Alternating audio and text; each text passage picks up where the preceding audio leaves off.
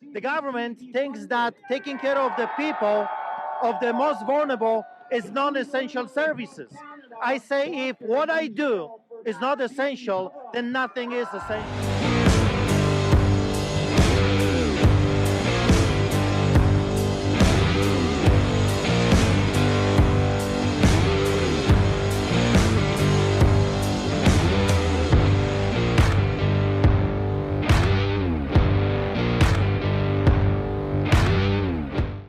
This is Pastor Arthur. Pastor Arthur, hi, I'm Nadine Wellwood. Nice to meet you. Nice to meet you. Do you mind sharing a few words with us about? So, tell me a little bit about what you've been doing with feeding the homeless.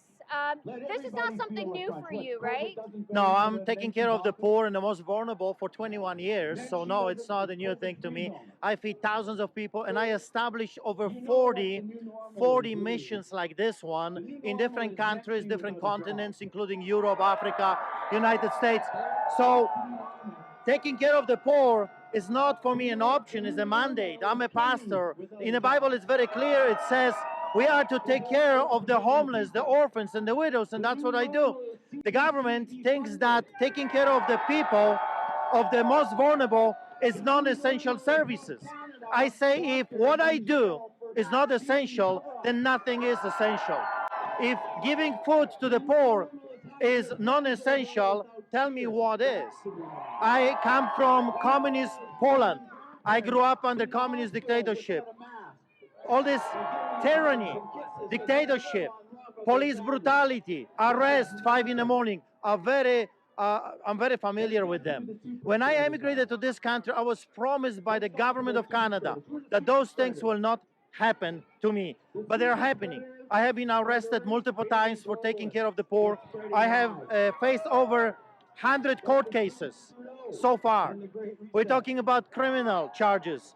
We're talking about Queen's Bench, provincial, Attorney General, 7 lawyers fighting us. We're talking about all this army of people coming down hard on us to stop, and to stop what? A church that feeds the poor. I say no more. I will not bow before this anymore. I got 3 children, and and this is my message for you Canadians. If you don't want to do it for yourself, don't. Do it for the kids. Because I grew up under this craziness, and it's not good. It's hell on earth. You don't want to face this. So what I see here today, it's a revolution. This is an uprising.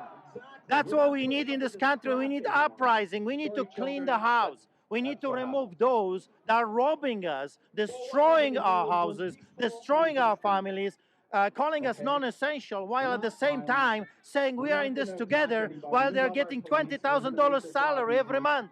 No, we're not in this together. If we are in this together, I say to you, give up your salaries just like the rest of us and live on $900 every 2 weeks. Then you can say we're in this together. And so tomorrow you're going to be at Olympic Park, correct? Tomorrow I'm going to do what I am doing for the past 21 years. I'll feed the poor. I'll feed anyone that is of a need of food. Thank you for doing. You know, this is not about politics, everyone. This is a man who for 21 years has fed the homeless, has fed the poor, who's fed those who needed help. And the government is now determined that he is no longer he's a non-essential service.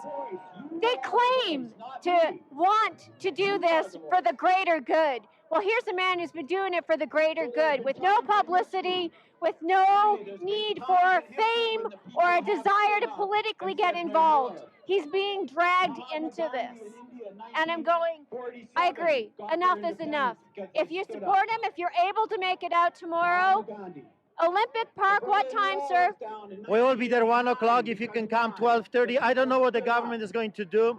I received 3 letters threatening me with $250,000 fine, jail, court, injunction. The whole book is being thrown at me right now. $250,000 fine and a sentence to go to jail for feeding the hungry. We're just going to leave it at that. The greatest crisis we have ever seen in this country.